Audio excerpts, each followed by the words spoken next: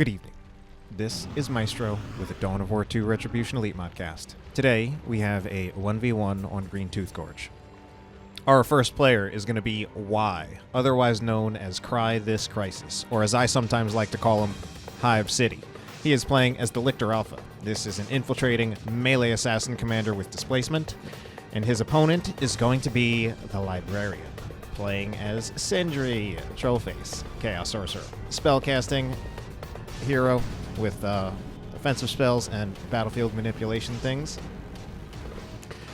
This here is a replay that was sent to me by Cry, or Y, and he commented that he felt that this player that he played against handled the matchup better than certain top players.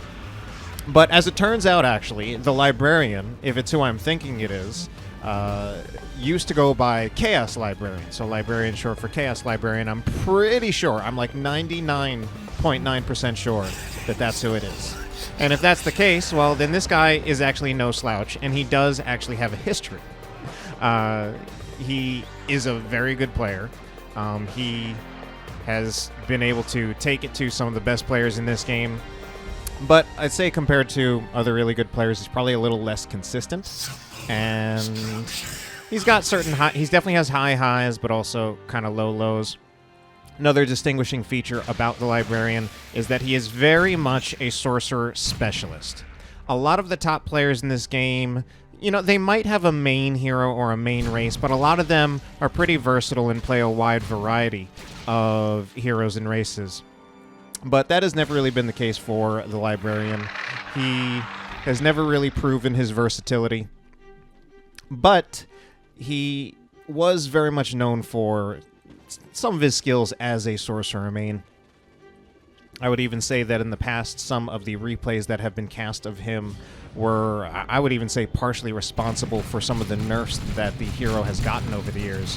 A long time ago, there was a cast where he used the Tome of Subjugation to wipe an enemy Terminator squad by just subjugating them and having them sit inside an Imperial Abyss. The ability was later nerfed so that while you are subjugating a unit, it doesn't take any damage. So this is also a matchup that, in my own personal experience, I have found this matchup to be a pain in the ass. And right now the Librarian is starting off not on a great foot, but definitely part of playing against Tyranids really as any race is. There is some expectation that you're probably going to lose a bit of Tier 1, and you're just going to try to make it back up later in the game. There are also just some specific struggles that the Sorcerer has to deal with. Generally, he has lower single target damage than many other commanders. However, we do see a double Chaos Space Marine build to sort of compensate for that a little bit. But double Chaos Space Marine is usually not that strong of a build. The Sorcerer is very good at nuking down Tyranid squads. The main problem really in this matchup is the Lictor himself, who is just incredibly difficult to deal with. He's a melee hero, and if he ties up pretty much any other unit on the side of the Chaos, he kind of wins that. Heretics, maybe if they go in with full health, might be a little debatable. But otherwise, that Lictor Alpha can be pretty difficult to deal with. Normally, when you're dealing with some kind of a melee hero, the way you kind of deal with that is by getting a Havoc. So you want to suppress melee heroes, even if it's a hero that cannot be suppressed. Havoc can still be useful just as kind of like zone control, because a melee hero can't afford to walk too close right down the firing arc of a Havoc. But the Lictor Alpha is actually counters a Havoc quite well, because he's infiltrated. He can just infiltrate, then walk straight up to a Havoc. And he can also Flesh Hook the Havoc, which just pulls it out of place, and then it can't shoot anymore. Flesh Hook arguably even more useful against the Sorcerer himself. My god, Heretic's going to take a lot of damage in retreat. That Flesh Hook does have the ability to pull out the Sorcerer and then put him in a position where, if he's not at full health, he can possibly get wiped.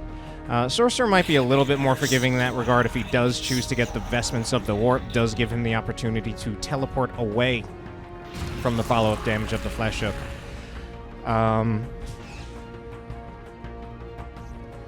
But that would still require the investment up front of that. So Cry definitely starting with the advantage. Big Tier 1 build from him. although there are only 4 squads for the Librarian, in some ways this is kind of considered a big tier 1. Going double Chaos Space Marines means you've got a bit of upkeep to handle. You also have to delay how early you put down your generators, so we have not seen a full farm yet for the Librarian. Technically, we actually don't see one yet for Cry either. He also went for pretty heavy investment in tier 1. Okay, there's the Flesh Hook, just going to pull in the Havoc. And that, again, that makes the Havoc pretty much do nothing in this engagement. Havoc is trying to set back up again. Heretics will be able to screen the melee units from the approach, but the Lictor Alpha does make it through, and we're going to see an upgrade on the Lictor Alpha. He's gone for the Toxin Miasma, and this is something that the Lictor Alpha is already extremely good at soloing any of the Chaos units. So, and this is going to make it even harder for him to be dealt with. That being said, 1 squad kill actually already going to happen in this chaotic engagement. The Sorcerer making good on the suppression combined with the Doom Bolts, which is a classic combination. And oh my god, he gets another squad kill. No, he doesn't. 5 hit points left on that Termagant Brute. Even without the squad kill, that will be a lot of bleed inflicted on Cry. Spore Mines have also expired. Lictor Alpha's going back in, see if he can finish off the Chaos Sorcerer. That would be crazy if he could do this, my god. I don't think he does it. No. Yeah.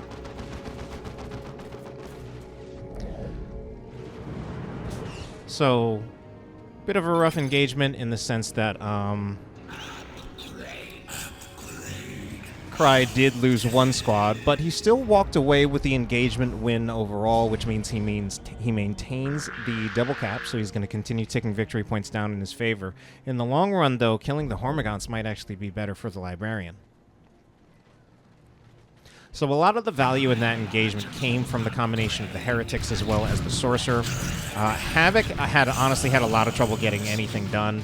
Before going into this... before even going into this replay, I was honestly wondering if we were going to see a Havoc at all for the Librarian because of the difficulties that I mentioned here that it can have against the Lictor Alpha.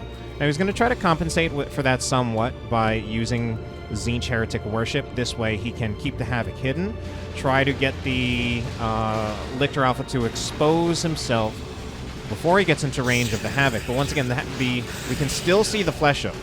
And now it's actually the Lictor Alpha has the advantage, and he actually gets the Flesh Hook yet again. So the Havoc's not going to really get any value in this engagement. Although the Librarian does manage to keep the...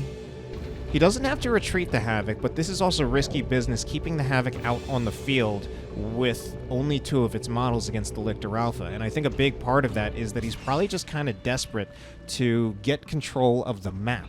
He's almost down by 200 victory points. He hasn't ticked one of his own victory points down at all yet. He'll get the contested VP, but that still means it's a 2-to-1 in Cry's favor. So Cry choosing to replace the Hormagaunts. Now that is something that might actually show part of why that getting that kill on the Hormagaunts might have actually been a good thing. It may have actually delayed the tier 2 a bit, so that the Librarian is actually going to be getting to tier 2 first. Once again, though, the Havoc really struggling to get any value here. So I was wondering if we would see the Havoc, and so far I don't think it's done much other than just bleed and draw out the Flesh Hook. The best that can be said about that is, well, I suppose the Flesh Hook is not being used on the Sorcerer himself or the Aspiring Champions. He's going to go for this engagement anyway, but it's still going to be... Oh no, and Doom Bolt's also falling short there. This is a massive loss for the Librarian. He does have the double cap, so he's starting to tick victory points down in his favor, but he's probably going to lose most, if not all, of his power farm as a result of losing that engagement. Now, the good news is he has... Although he's about to lose his whole power farm, yeah, the Dreadnought's coming, and that's honestly not a surprise. The Chaos Dreadnought is sometimes viewed as a little questionable compared to Dreadnoughts for other races, but there's a very specific purpose it serves in this matchup and also with the Sorcerer. I talked before about how the Lictor Alpha is very good at soloing any one of the Chaos units that are on the field right now. One unit that the Lictor Alpha can't solo is the Chaos Dreadnought. So this gives the Librarian a unit that can one-to-one deal with the Lictor Alpha, something that otherwise is incredibly difficult with the Sorcerer. If you don't have something like a Chaos Dreadnought, you could also get a Blood Crusher, would serve the same purpose. You literally need multiple units just to be able to deal with the Lictor Alpha.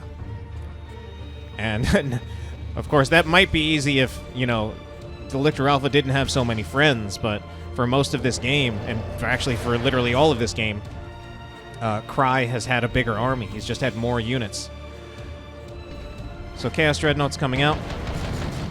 Also fairly common to see the Mark of Khorne Dreadnought, both specifically for the Sorcerer, and I think that would be good here as well, because that's just even more powerful as far as that dealing with the Lictor Alpha.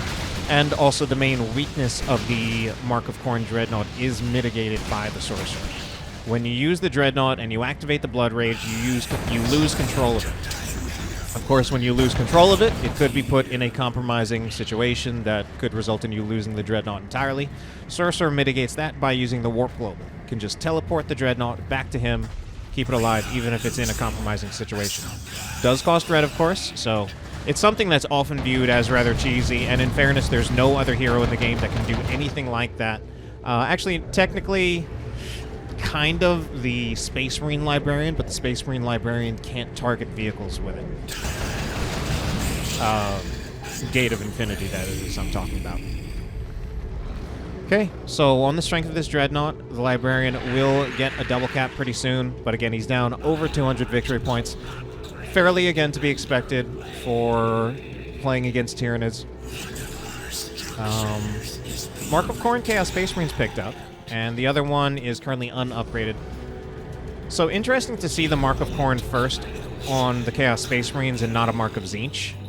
Very curious, in my opinion. I mean, I guess the idea there is possibly that they can neutralize the Venom Brood, and once the Venom Brood is neutralized, then the Chaos Dreadnought just runs completely free and can kill basically everything. The problem I see with that is that the Mark of Khorne Chaos Space Marines, aside from the fact that they're not going to be in this engagement, they can also get double snared by Crippling Poison. That being said, okay, things actually go... The Lictor Alpha's not here either. So this engagement is just going to start happening, but the Havoc, once again, really struggling to find any value. Instead of the Warp Global, we are going to see the Summoning Circle behind the Chaos Army, so kind of pincered with the use of that Global. Messy engagement. Heretics are really low. The Dreadnought is standing its ground, and here come the Mark of Khorne Chaos Space Marines. Mark of Khorne Chaos Space Marines actually going to do massive damage to the Tyrant Guard, but they're not going to go for the Tyrant Guard. Again, the Venom Brood are the more important target, because then the Chaos Dreadnought is just relatively unthreatened. And maybe it was actually a good thing that the Khorne Marines were not here for that engagement, because it meant that they weren't snared by the Crippling Poison, and I forget if the Crippling Poison was used on something else. We're probably also going to see a dead Tyrant Guard here. Okay, a little bit less likely now that it has gone into Shield Wall. The Khorne Marine's going to have trouble cutting through that, but certainly when the Tyrant Guard is not in Shield Wall, it's incredibly vulnerable to the Khorne Marines, and the Chaos Dreadnought just looking to finish it off. I think that's going to be a dead Tyrant Guard. Yeah. Yeah. And then, of course, we just have the Warp Global taking the Dreadnought out of there, and... Okay, I was wondering if that Warp Global was really necessary, but we do see the Venom Brood moving back out here, fully reinforced, although not quite at full health, and they most likely would have killed the Khorne Dreadnought if he had not warped it out there. And he should have enough red for another warp the next time he intends to do that. Doombolts go in, just nuking that squad. What other upgrades do we have? Not a single upgrade on the Chaos Sorcerer, so interesting to see that. It's not that interesting. The Sorcerer certainly does have some strong war gear upgrades, but sometimes part of what you need here and part of what we're seeing is that you need investment in more units to be able to properly fight the Tyranids. Ooh, unfortunately, it's going to look like another generator farm down. With another full generator farm going down, it's going to probably be a pretty rough for the Librarian to even make it into Tier 3. And we've got Cry going in there right now. The Tzeentch Chaos Space Marines will try to counterbash. They're not going to get the whole generator farm. They will get at least one generator. Well, actually, if nobody moves here soon enough, they might get it. More potential engagements brewing up top, though. Khorne Dreadnought moving in. And where are the Warriors? The Warriors are here. Okay, just looking for that to see if they have the position. Oh my god! the combination of the suppression as well as the Doom Bolts just doing absolutely huge amounts of work there. Dark Flames on retreat. Will that wipe out the Termagant Brood? It just might. It's pretty close, and that's actually a pretty big win. I don't think it actually wiped them out, though. No, they're at 2 hit points. They make it out there with 2 hit points. Meanwhile, Tzeentch Chaos Space Marines might actually manage to fully trade the farm. It's getting pretty close. However, in some ways, the damage is kind of done. Well, actually, this might not be as bad as I think. It's going to be quite a while before Cry is going to be able to get a Carnifex out, or a Swarmlord. At this point, Swarmlord probably not really in the cards, at least not before a Carnifex.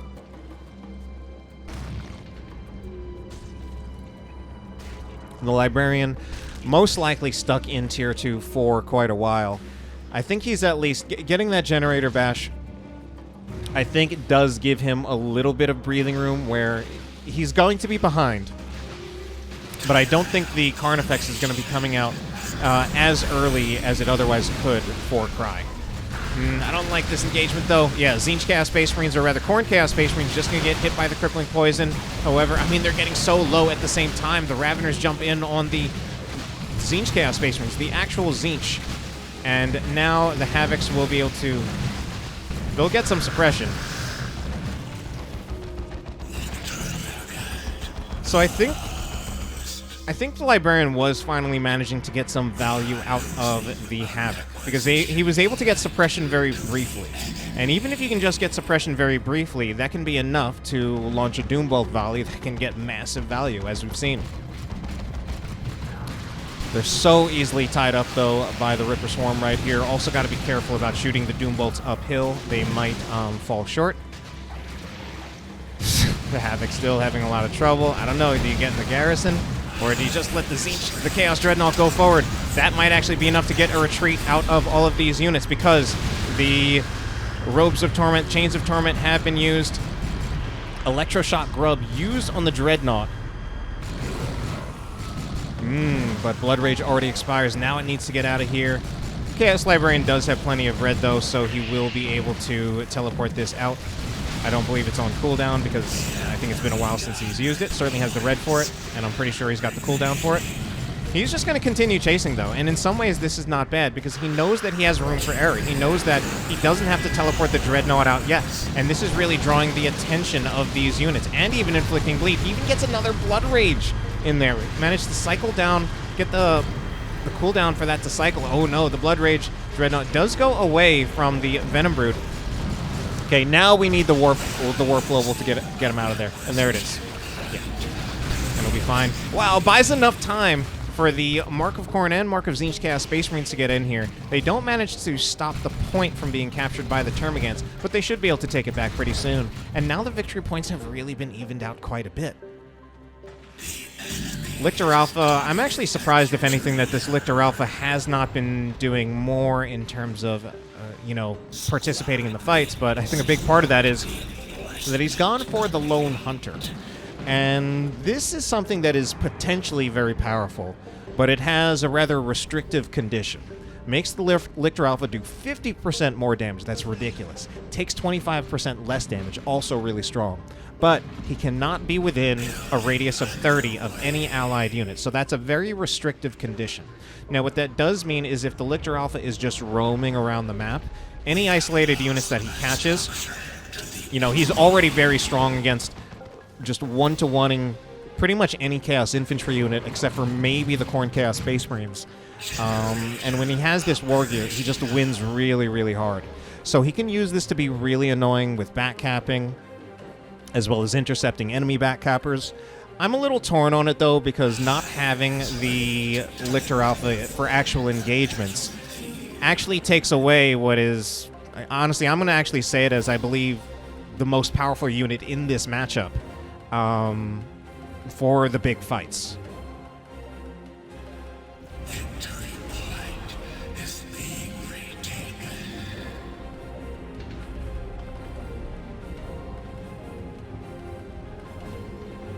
Okay, so here's the approach. The Carnifex has made it out, so Librarian has bought himself some time. Does he get... Yes, he manages to dodge the Barbed Strangler Shot.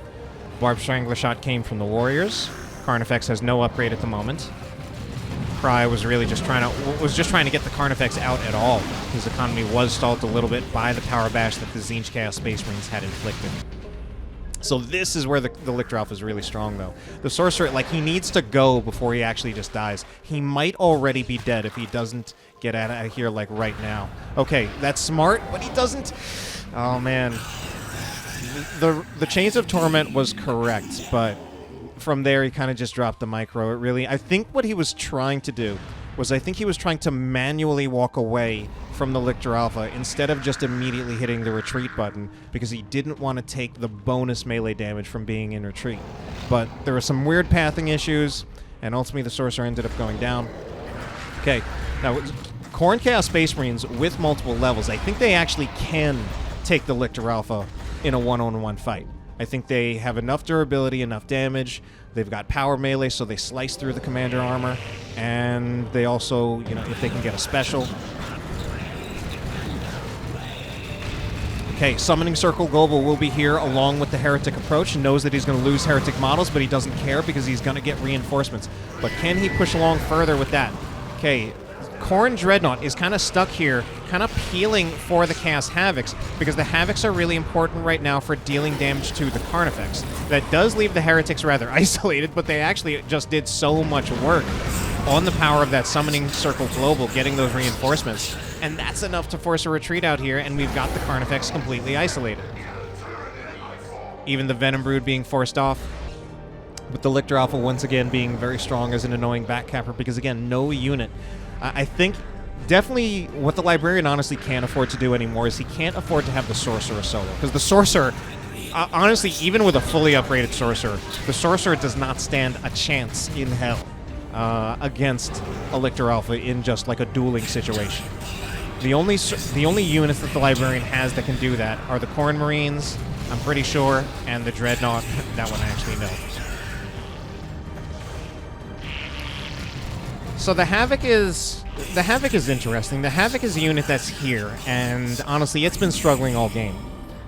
He has made some good value plays with just very brief suppression into Doom Bolts, but it's struggling quite a bit as an AV unit here as well because it's just very easily tied up by the Rippers, and it doesn't have a lot of staying power. So he's keeping the Havocs out here at half health because he wants to have it ready for the next time the Carnifex approaches, especially because the Librarian is low on victory points. But this is risky business. He does run the risk of losing the Havoc entirely, and at this point, if he does lose the Havoc entirely, that could actually be game over. I don't often say this. I often talk down of Plague Marines, but this is a matchup where I think Plague Marines might actually be worthwhile. They don't do as much damage as the Havoc, but you want them for their staying power because they won't get forced off as easily. Venom Brood gets forced off, though, so that helps things out a lot. Okay, Havoc is not actually tied up. Okay, finally, the Rippers will come out. I think they were briefly knocked back by a special. Khorne Marines, though, are absolutely running all over the place, though. The Khorne Marines are very powerful, and honestly, if those Khorne Marines hadn't been knocked over by the charge of the Carnifex, they might have actually put a lot of threat on the Carnifex as well. But of course, look at what's happening here.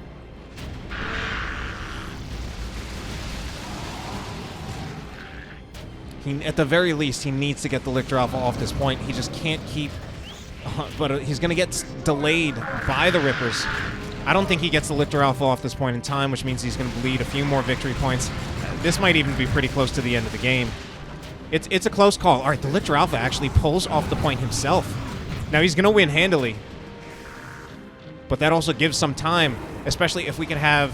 Okay, Dreadnought is warped out there. If we can have the Robes of Torment, Chains of Torment technically is the ability. He can threaten to kill on the Lictor Alpha if he just used the Chains of Torment. I don't know if he just didn't have... I don't know. I really wanted to see it there, actually. And we just didn't. Doombolt's going in. I don't think that's enough to finish off the Lictor Alpha. No, I'm wrong. I'm completely wrong. It is. Did have 30 hit points. It felt like those 30 hit points just disappeared instantly. Sadly, that's not actually that big of a deal, taking out the Lictor Alpha. Like, at best, I think it's nice for the experience. Oh my god, they just... I think they can get the decap. But if the lead model dies before they get the decap... Alright. They managed to get it just barely. Sorcerer will manage to take this back. There are good things about the Lictor Alpha being dead. Of course, you know, that backcapping threat that we've seen so many times is not currently there, so the Sorcerer can actually take back that victory point himself.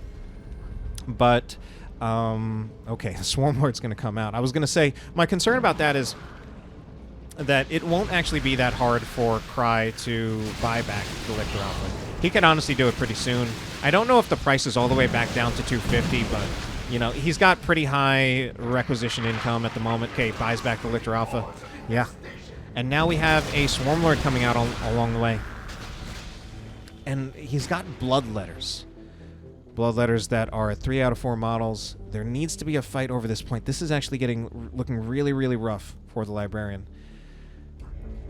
Okay, he's kind of wised up. He's got the Corn Marines in this path.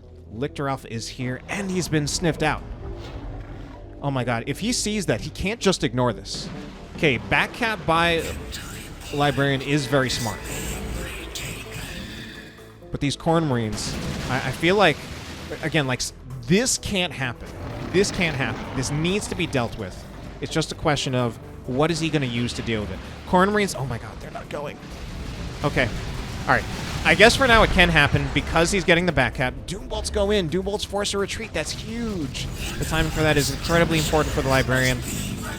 It basically means that he's won this round of engagements, and this is going to be Cry moving back to his base, reinforcing, regrouping, and then getting another start on this. In a way, I still don't really like this, and I think the Librarian actually managed to win the engagement without the Corn Marines. And I mean, it's tough, because again, not that many units can deal with the Lictor Alpha by himself, and because of his infiltration, he can choose to be by himself. Okay, Havoc. Havoc is managing to get some shots. The Bloodletters, I don't know if the Bloodletters were the best choice, especially if they're just being used as a backcapping unit. Okay, oh man, and the combination of the Carnifex and the Swarm Lord, this Dreadnought has been incredible. It's level 4, but I think this is where it goes down, especially because the Sorcerer's not in a position. Oh no, short-range teleport, that's not going to be enough, and he actually teleports right after, dies right after the teleport.